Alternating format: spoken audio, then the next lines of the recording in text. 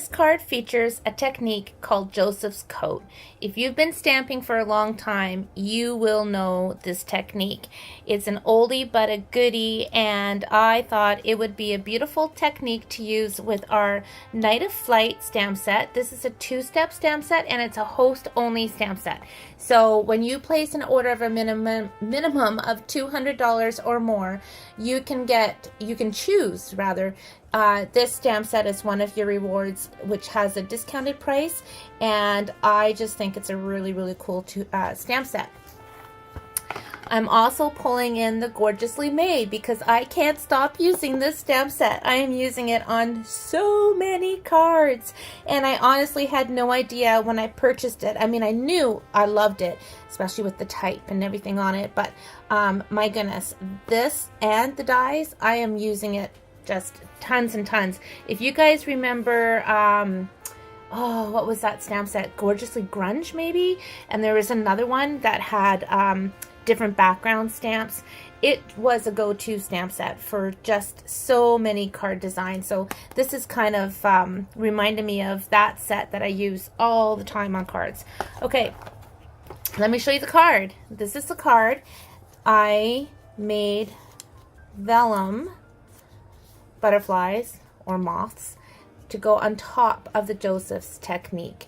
Okay, so I also have my color selection. You can use any color combination that you wish, but you will need a darker color to go on top of your emboss, which is like Emboss Resist. So I chose Starry Sky, the Night of Navy. You can use Black Memento. You could use Early Espresso. You could also use Blackberry Bliss, Orchid Oasis, so there's a lot of colors that you can use. And then I'm also using Berry Burst, Bubble Bath, and Daffodil Delight. I'm using my black StazOn to stamp on the vellum. And then these are the bits and pieces for the cards. So those of you getting this month's card kits, you're going to have your cardstock already pre-cut, just like this. This is exactly what you're going to get. And this vellum you're going to use for the next and last card as well, card number 4. So the card base, basic white, is 8.5 by 5.5, scored at 4 1/4. Then you have another piece of basic white that's 4 by 5 1/4, and then just a strip of scrap white for the sentiment. All right, let me clear some space and get stamping. I am going to bring in my grid paper because this is an inky technique, but so much fun. Oh, I forgot, we also need Versamark. Gotta have Versamark and clear embossing powder for this technique. And your heat tool, of course. All right, I think I have everything I need. Let's rumble. So the first thing I'm going to do is pull in my Daffodil Delight, and I'm going to add some color to this background. And I am literally going to do direct to paper. So I'm going to turn my ink pad over, and I'm just adding some color willy-nilly. That's technical, a technical term there, willy-nilly. I think I use that a lot. So you can go in strips if you want, or just do it willy-nilly. Whatever floats your boat.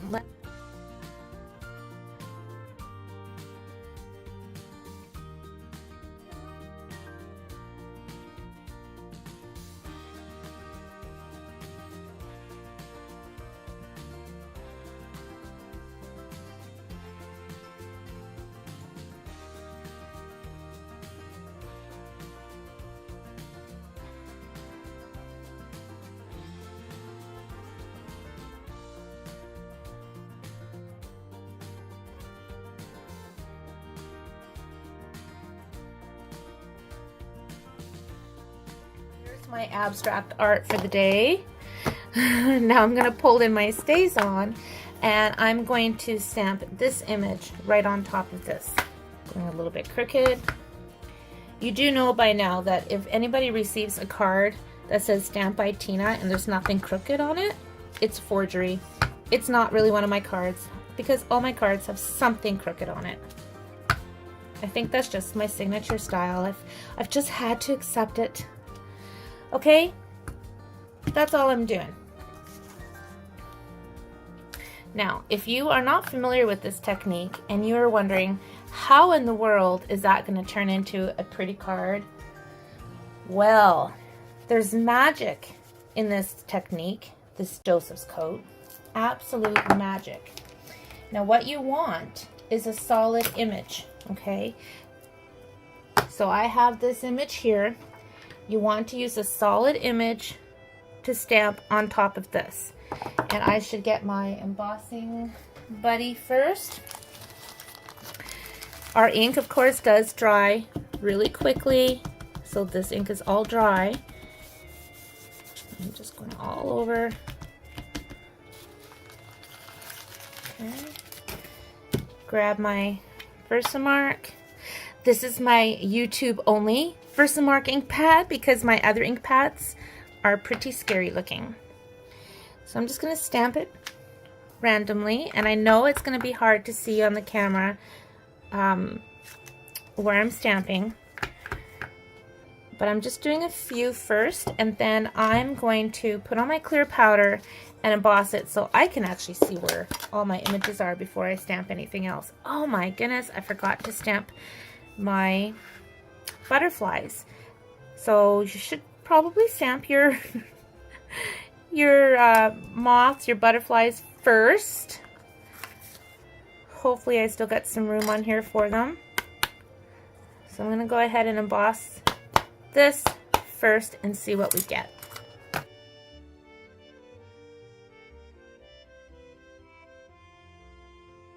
I think I have enough room for a couple butterflies on there. So can you see that? It's gonna pop out in a minute, but let's get some of these images on. I'm hoping to get at least 2. These are quite a good size stamp, by the way. Look how big that is. Let me get some paper here to show you. Grab some black. Can you see that a bit better? Not really. But these are big stamps. Really good size stamps. But I'm going for the smaller ones on this one. So I am stamping this image, and I'm going to stamp it in that spot right there.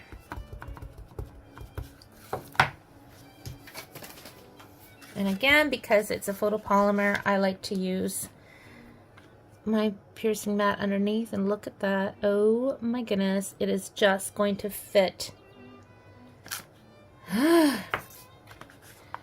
That was luck. Okay, we might only have one butterfly on this, which will be fine. That'll look good too.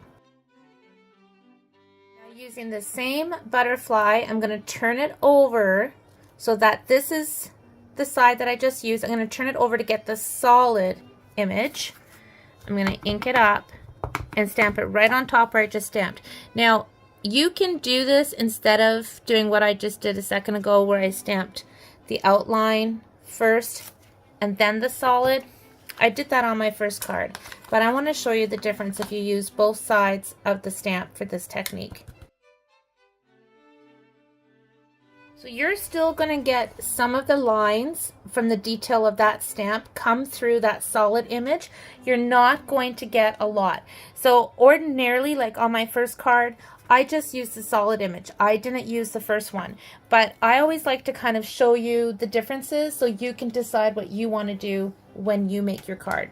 Now, the smaller butterfly, or moth, I am just going to use the solid image with my Versamark. I'm not going to use the detail part, and let me see if I can squeeze this in here.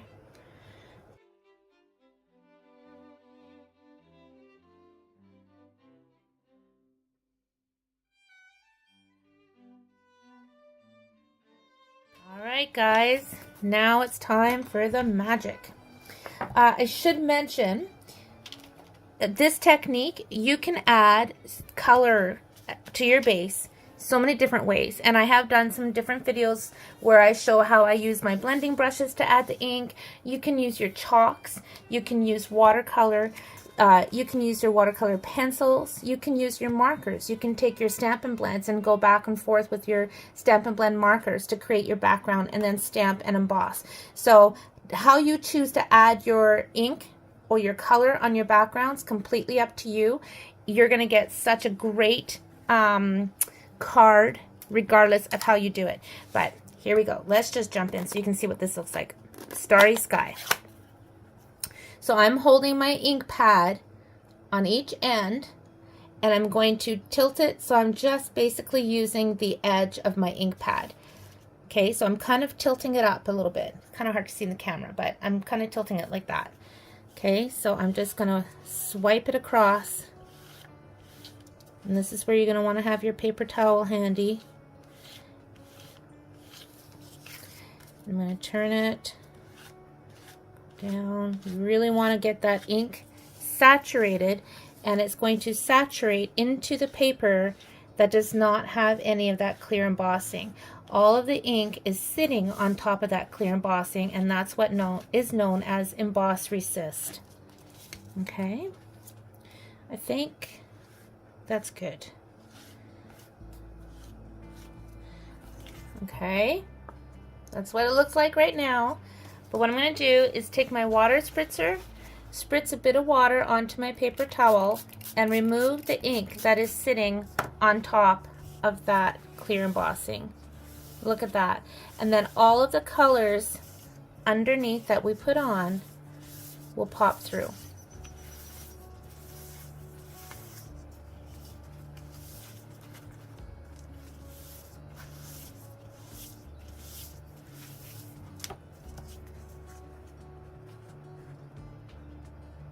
Now I'm bringing in my vellum and I'm going to stamp the same images that I used on that background with StazOn. Because StazOn will dry quicker on the vellum than black memento would, because it's a solvent ink. So I'm just pushing down nice and firm. Okay, isn't that great? I love that. And then my little stamp right here. And I'm going to stamp this one twice because I'm going to be using this second one on the next card, which will be in the next video. But at least it'll be stamped and ready. Let's get this out of the way. There we go. I think I'm going to stamp this one again, this image here, and use this one on my next card so that you can see a variation of the two. Wait till you see the next card, card number 4. That's pretty awesome too, if I may say so myself. I think it's my favorite card in this whole series. Alright, I know some people say don't use StazOn on your photopolymer, but I do, because it comes out clean, and then I'll just go back over with my Stampin' Cleaner, regular Stampin' Mist. So I'm just going to go on my Stampin' Scrub on one side, see how it took it all off, and then take my regular Stampin' Mist, go right on the block, and then that is ready to go for the next card, and it's not stained. Okay, so this is dry. And I'm going to cut out 2 of these, and I'm going to save these 2 for the next card in the next video.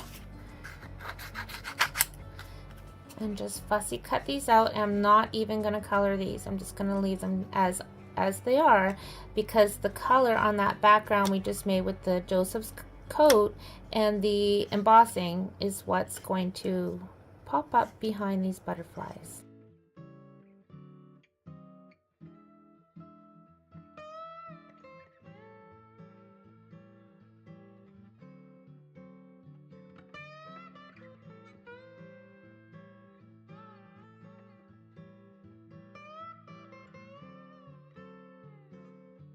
Okay, I just went and washed my hands, You may want to do the same if you're making this card or using this technique, because if you have any ink on your hands, dollars to donuts, you're going to get it on your card. All right, okay, so this is going to get glued on. It sounds so pretty outside. I have my window open, and I have hummingbird feeders right outside my window, so I can hear the hummingbirds and hear the other birds. And it sounds like paradise outside. It is paradise outside. Okay, I want this to go this way.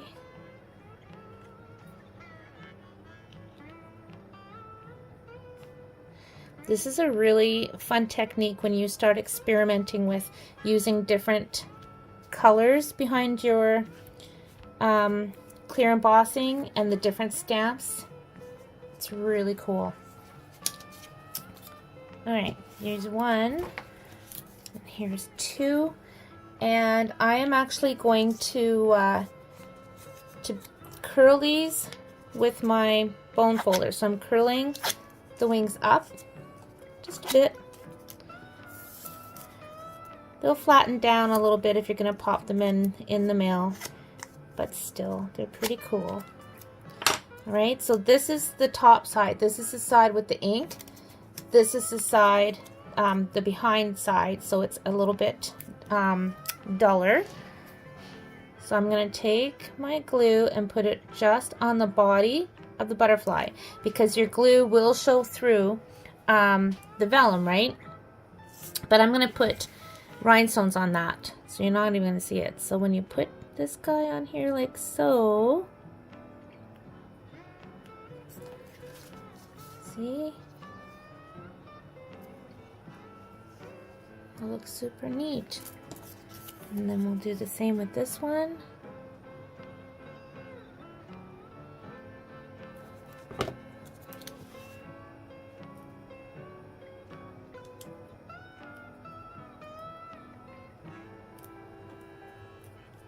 Whoop! Stay there, you. So since I've got the Gorgeously Made, I am going to use, You're a Great Friend. So grab my little strip of white, and I'm just stamping this with black memento, but you could use any of the ink colors that we used on today's card that you like. I'm going to stamp it right there.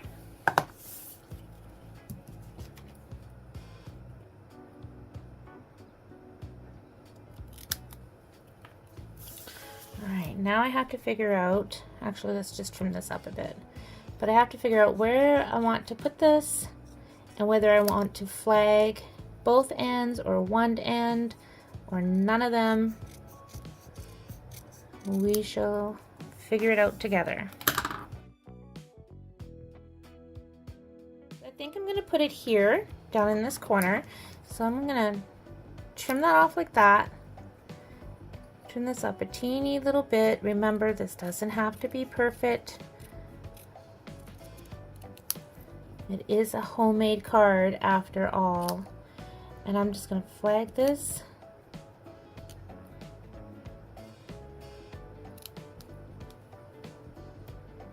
There we go. And I'm going to curl that up with my bone folder as well.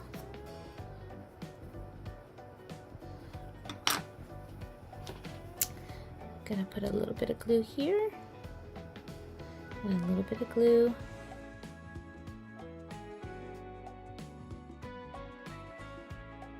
So now I'm just picking up some of my iridescent rhinestones, and I'm just going to pop them right on top of my butterflies.